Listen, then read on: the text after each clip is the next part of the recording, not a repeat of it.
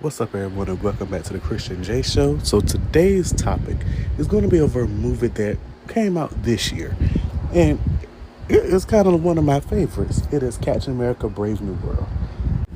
Now I don't know about y'all, but sometimes I slip up and say the title incorrectly. I be like Captain America: A Brave New World. I don't know why, but I feel like it sounds better saying A Brave New World instead of just saying Captain America: Brave New World.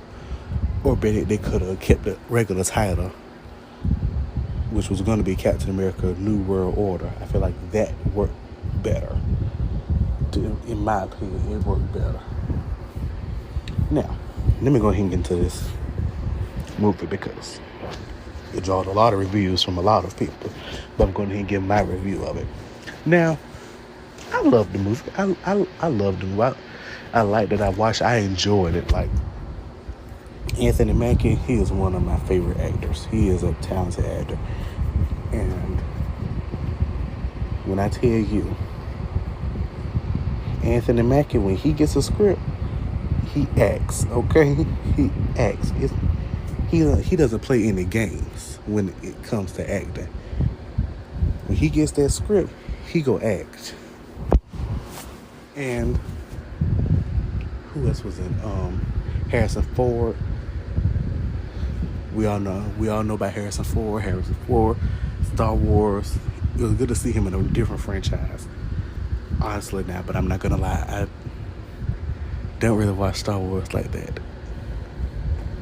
Yeah, Star Wars. I don't think I've just never got into Star Wars. I guess I'm have to watch it from the actual beginning, like from the first movie to actually understand something. I don't know, but this is not about Star Wars, okay? Then you had I know I'm gonna mess up his name. I know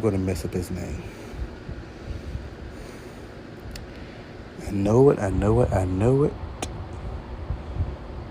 I don't want to mess it up, but I feel like I'm going to. Do you have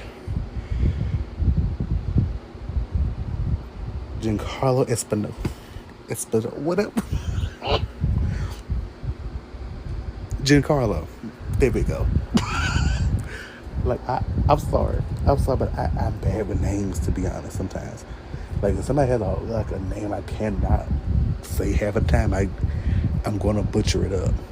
Just like, what's his name? The man who played Reed Richards in the 2005 Fantastic Four. Everybody has been pronouncing his name, and I'm like, okay. Now, mind you, I'm going to be talking about the Fantastic Four. Not the one just came out, the 2005 version. That one and the Rise of Silver Surfer. I'm going to be talking about that later on in this season. So I'm like, okay, I got to get a name right. But I'm thinking it's Giancarlo. Look, I'm going to just say it like that, Giancarlo.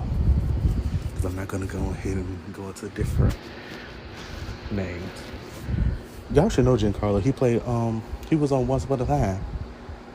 If you ever watched Once Upon a Time, he had Danny Ramirez.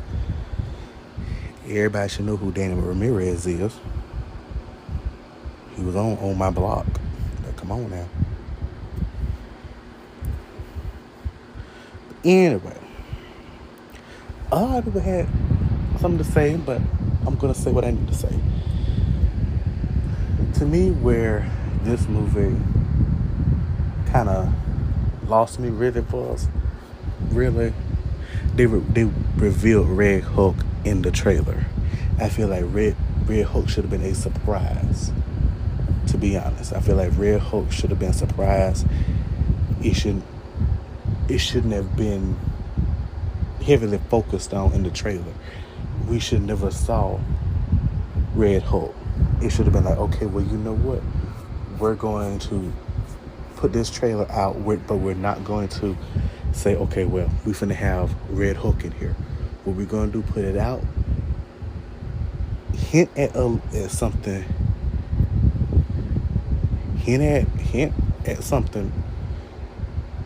Let me say it like this. I don't know how to say it, but hint at Red Hulk a little bit, but not the sole focus of the trailer. We all know how trailers they can give off some vibes that okay something's we're gonna get something or this that and the third, but I feel like they shouldn't have put Red Hulk in the trailer like that. If you get what I'm saying.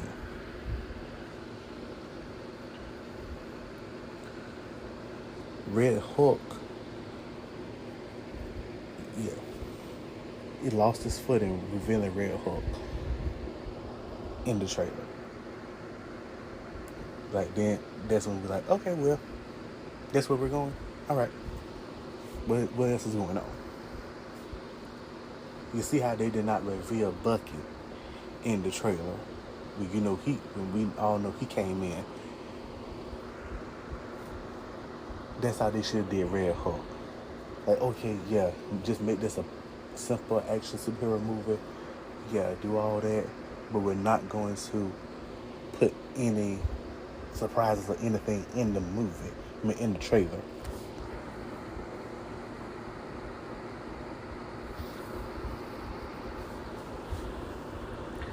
Now, despite what everybody said, I know this movie met with a lot of criticisms from everybody. A lot of people didn't like that they got this actress. I'm like, I don't even know how to say her name, so I'm not going to pronounce it because I know I'm going to butcher that name up. Okay, so we're not going to don't be like, oh, he didn't want to say her name. He didn't want to say her name. And a lot of people were boycotting the movie because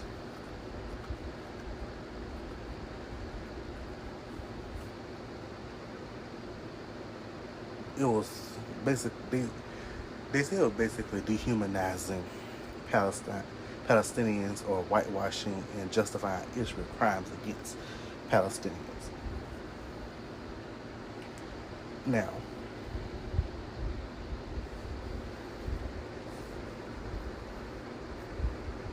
to me,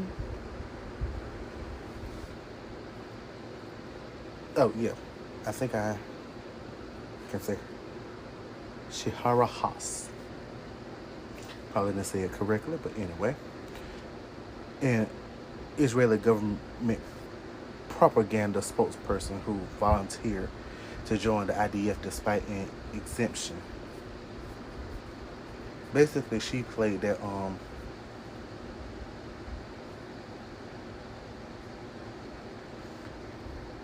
she was the anti-Palestinian character. Ruth Bat A.K. Sabra, who first appeared in the Marvel Universe in 1980 as an operative for Israel's crime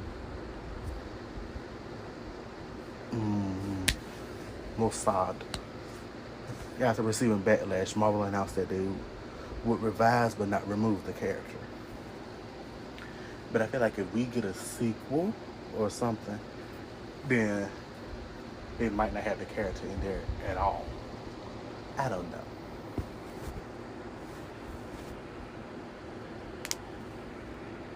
I don't.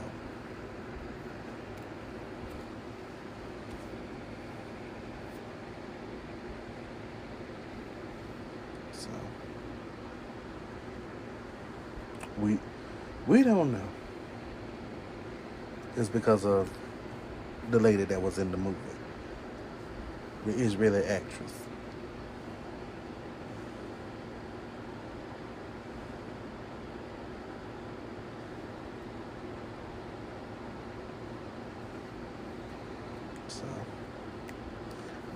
So that's why people was kind of like boycotting the movie. But my thing is, I didn't even know who she was. Now that's the thing. I didn't even know who she was. And to be honest, I didn't even like her character in the first place. I did not like her character in the first place. Because first of all, honey, you're doing a little too much. You was doing a little too much now. You need to bring it down. Like you getting up there. You need to Bring it down, some sister. Well, let me bring it down later, because you ain't the sister. Now, when everyone was talking about the movie and it was talking about this, I was like, well, who is that? I was like, well, who is the lady that y'all talking about? Because I don't even know. And then people was getting mad that other people were going to see it. And so I was like, well, if they don't even know who the character is, if they don't know who the lady is, why I get upset with them? Get upset at the company. Don't get upset at the actors. Well, you can get upset with her, because she willingly joined the IDF despite having an exemption. So she willingly did her crimes. Yeah, she willingly did it. But she could have just stayed home, put her feet up, and watch some TV. No, she willingly joined the IDF despite having an exemption. Now that's my thing. You got an exemption and you want to sit up here and join something? Girl, please. I was like, well, you know what? I'm just going to watch it. I don't know who she is. Don't care to know who she is. I'm going to watch it because I like superheroes. I like Captain America. I watched Falcon and the Winter Soldier. Y'all know how I like Anthony Mackie. Hopefully Sebastian Stan was in there because I like Sebastian Stan. Then when they said, when I saw Danny Ramirez, I was like, okay, I know I like Danny Ramirez on my lot. I was waiting for them to have Sharon Rogers.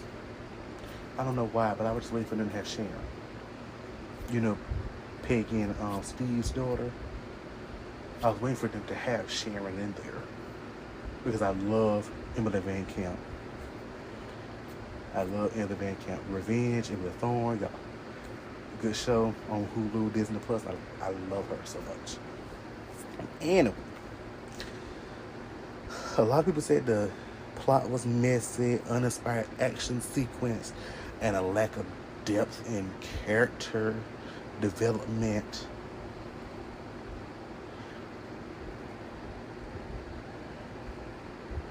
Like,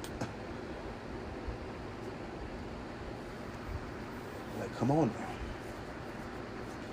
Y'all can't expect everything that Marvel Disney put out is going to be top notch. Some stuff is not always top notch from Marvel movies. Basically, that goes with any movie. A lot of stuff is not top notch.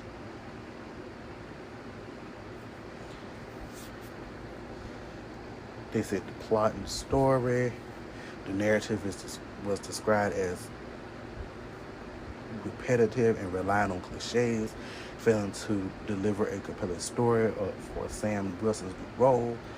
The focus on protecting Thaddeus Ross, who is perceived as a changed man, is also criticized as unconvincing. Now, I feel like everyone should watch Falcon and the Winter Soldier before they watch Captain America: Brave New World. I feel like that kind of gave a little backstory into why Sam becomes Captain America. But let me say this about Thaddeus Ross. Thaddeus Ross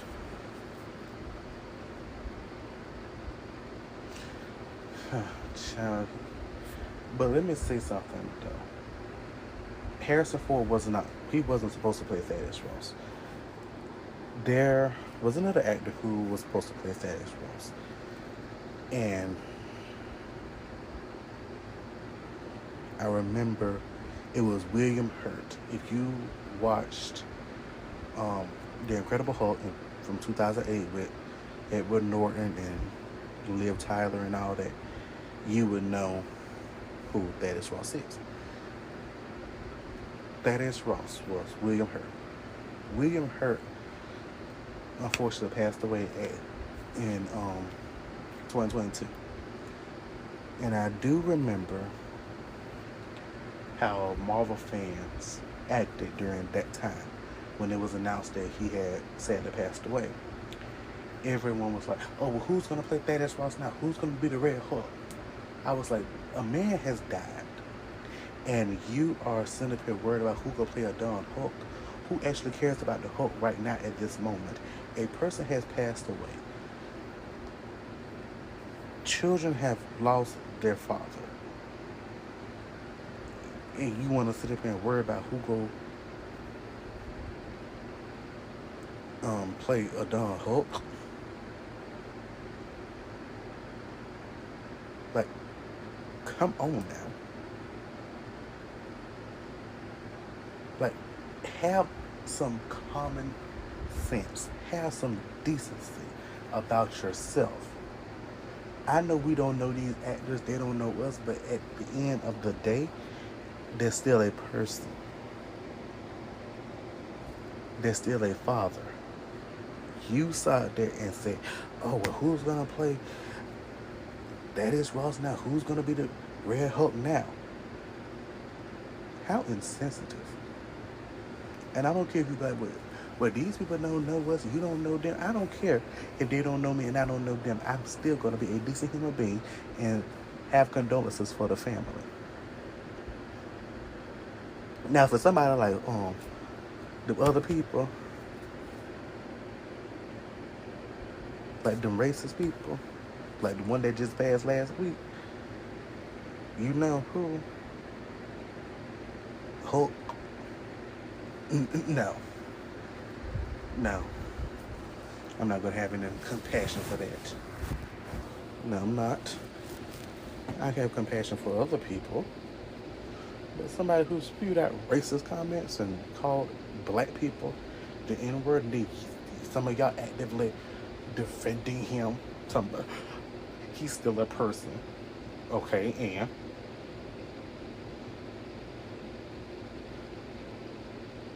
yes, he said that, but now he ain't saying anything, is he? Anyway, I was like, this man had passed away, and y'all are sitting up here worried about who playing a Hulk. Seriously, think. Also, Thaddeus Ross didn't change not one bit.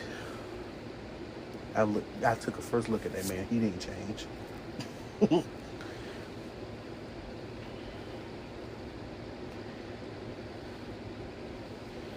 There's like, oh, some action sequences were underwhelming and campy, and issues in the dog believability and pacing.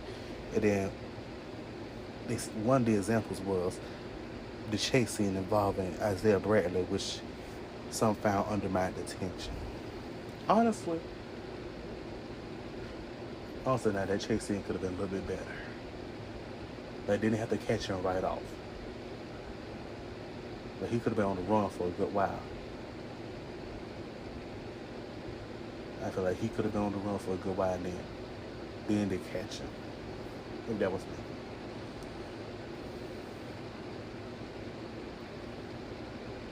And it's like Sam Wilson's portrayal as Captain America was uninspired, and the lack of depth in his character arc. The film's attempt to balance multiple plot lines and character introductions also contributes to a feeling of rushed development. Honestly, some of y'all already should have known who Thaddeus Ross was. Everybody should know who Sam Wilson was. All of y'all should have known who Samuel Stearns was. He was in The Incredible Hulk. Again, the 2008 film. Y'all already should have known who Joaquin Torres was. He actually was in Falcon and the Winter Soldier. So y'all should know who he was. Matter of fact, all of y'all should have known who the main four people was.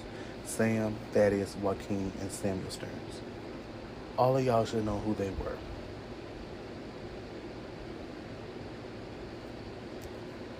Like, if you are sitting there saying, oh, We don't know who these characters are or anything. You living under a rock. Now, granted, you may not know who Isaiah Bradley was, and you may not know who that that girl was, and you may not know who Giancarlo whose character was. There was three people you shouldn't have known. You did not know. There's three people. So you didn't know those three. I can understand. But if you sitting up here talking about, oh, I didn't know who Sam Wilson was, then you have been living under a rock. Because everybody should know who Sam Wilson is. There's, some of the viewers found the visuals uninspired, lacking the visual flair associated with Marvel films. First of all, do y'all watch Marvel films for the visuals, for everything that's going on in the background, or do you watch it for the action sequences and you actually watch it for the story that they're telling? Because you already know the movie's going to end some type of way with a cliffhanger, or they're going to give you a post-credit scene that is going to be the cliffhanger to the next movie that's coming out. What do y'all do?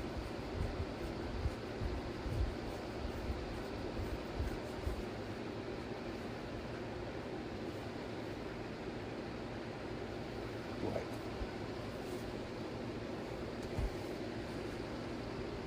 I'm sorry, but I like Captain America Brave New World.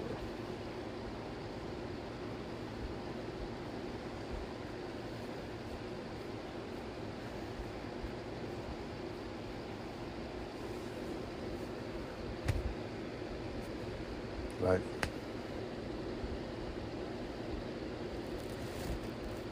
sorry.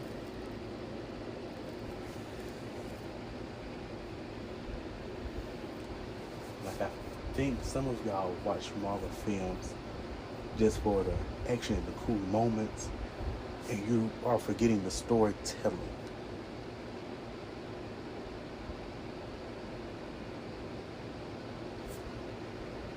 Like, did y'all forget that they were telling a story as well in the movie? Like, did y'all forget that? Because I was actively looking and listening. I was like, oh, this was a good movie. Like, I see what y'all putting down. Not only are you giving us a movie, but you're giving us action. You're giving us a story as well.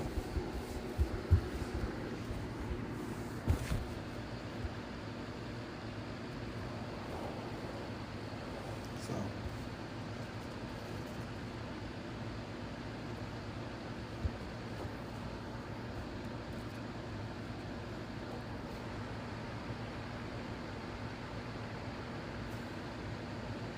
and mind you,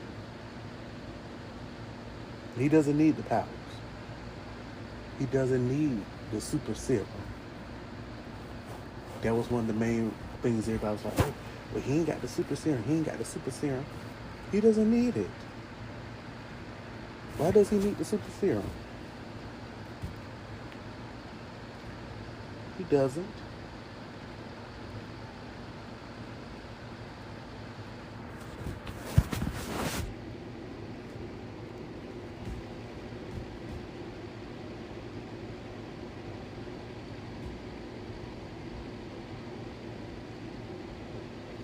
And mind y'all should know he wasn't gonna need the serum if you read the comics. It all every time a Marvel movie comes out and and y'all say something bad about it, or y'all say, well, this happened, or this didn't happen, or this should have happened, or that happened, and we review and everyone reviews it, it all leads back to the comics. Like, okay, maybe Marvel's being comic accurate. Maybe let's start taking on. Maybe let's start looking at what they're putting down. They're being comic accurate, and if I actually read the comics, then I would know. But y'all don't read the comics though. Y'all just gonna keep on saying, "Oh, Marvel isn't doing this. Marvel isn't doing that. Marvel's not giving us anything that's comic accurate." Okay, you get comic accurate. Here's the thing: you get comic accurate. Okay, you get that. You get what I'm saying? Marvel puts out the movie. It's comic accurate now. Most of the stuff that most of the stuff really ain't in the comics, but majority of the stuff that's in the movie has came from the comics. Marvel puts it out. Marvel promotes the movie. You go watch the movie. You will sit up here and say that it's not comic accurate. Then when you have reviewers, people who have YouTube channels, people who have podcasts, who review movies, TV, who review everything, when they go watch it, they go watch past interviews, the press interviews for the movie. They hear the actors talking. They go watch interviews from Kevin.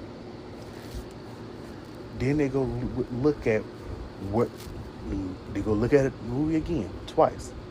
Then they read the comic that is based off of,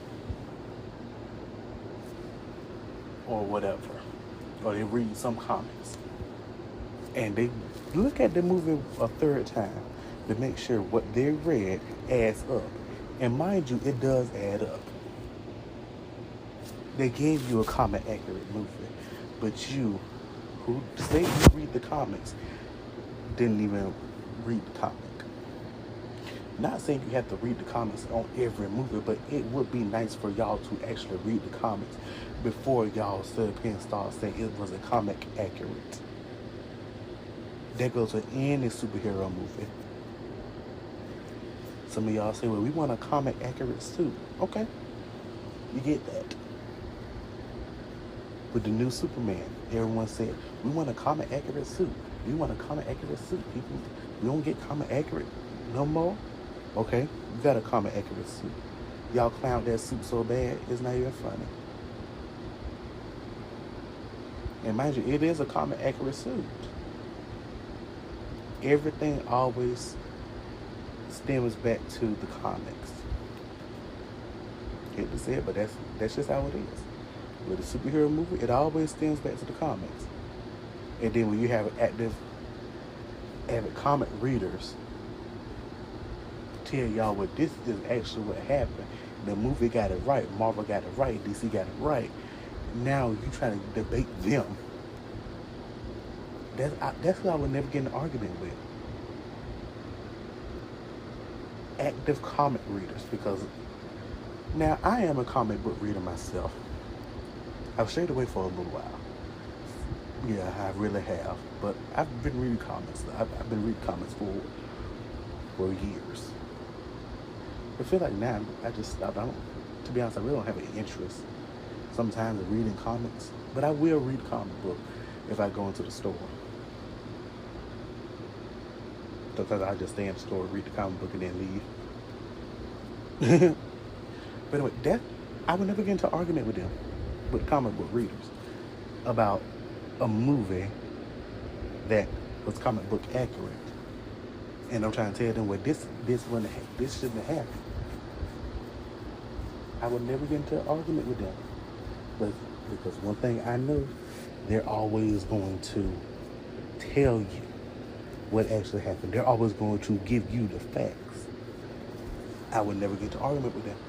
Comic book readers, and then novel readers, and Harry Potter readers, and everything. I would never get into argument with them. I would never do that, because they're always going to argue you down, because they know. I would never get into argument with anybody like that watch movies and read the books and do this stuff and all. I would never do that. I wouldn't. But I have been known to argue down over a Harry Potter novel or a Harry Potter movie.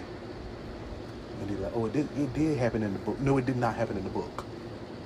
Because first of all, in the book, Harry got a done toothpick from the Dursleys. See, in the Sorcerer's Stone, Harry Potter got a done toothpick.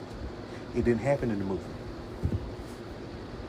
I'm sorry, but that's how I am though. But anyway, that is all the time I have for y'all today. So tune in next time for another episode of The Christian J Show.